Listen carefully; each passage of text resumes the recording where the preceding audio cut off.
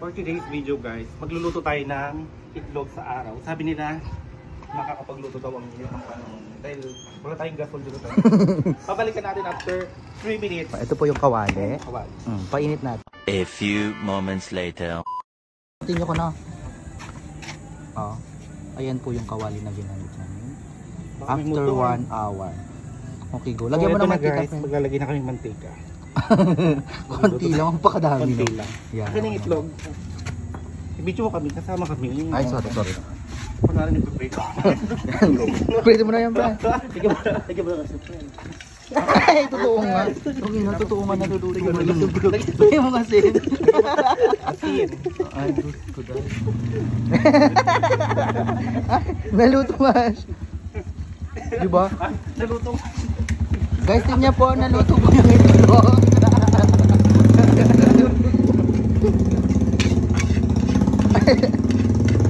Dahil nagtitipid po yung mga bakla. Nawalan po kami ng gasol sa boarding house. Kaya ayan. Nalagyan na lang po sa araw.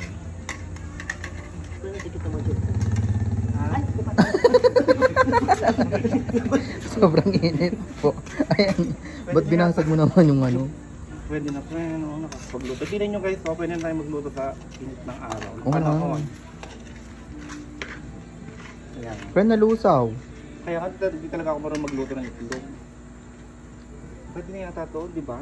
Dito ko naman yung very light. Sa mga gusto pong magpaluto, pwede po kayong magpadala ng chicken dito. Iluluto natin sa ano? Sa may araw. Para tipid tayo sa gasol. Kahapon kasi guys, kumain kami sa mamahaling restaurant. Kaya ngayon, Wala rin saan. balik rin ko. So, Baliktarin mo siya, friend.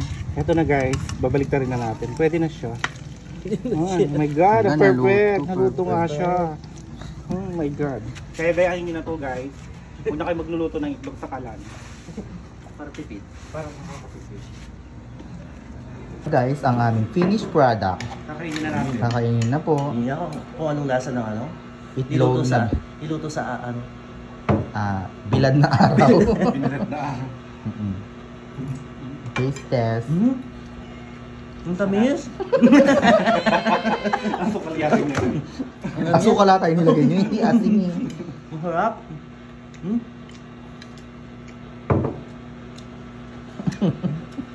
Masarap. Ang sarap. Thank you Lagyan po mo pancit guys sa canton. panonood. Please, pa-share naman ang video namin para meron kaming pambili ng gasol. Bigyan mong pancit canton. So, may pancit canton kami tsaka sweet corn. Tapos, meron pa kaming lomi. Diba? Galing sa kapitbahay. Galing sa kapitbahay. 20 pesos lang po yan. Punong-puno yung bowl. Pero di masarap.